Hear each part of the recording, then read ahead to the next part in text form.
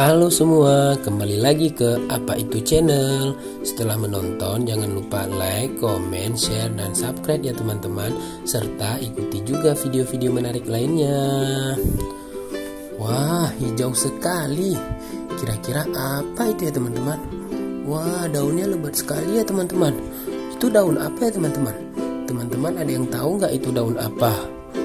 Nah, ini dia teman-teman. Itu namanya daun sembukan teman-teman, atau biasa kita sebut dengan daun kentut.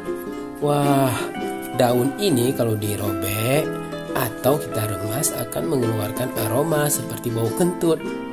Lucu sekali ya teman-teman ya. Daun ini merambat pada pagar atau pokok tanaman teman-teman.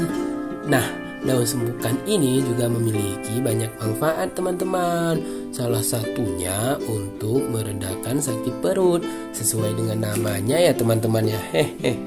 Caranya tahu nggak teman-teman bagaimana? Caranya ambil batang pohonnya, terus ikat deh di perut teman-teman. Sekian dulu penjelasannya ya teman-teman.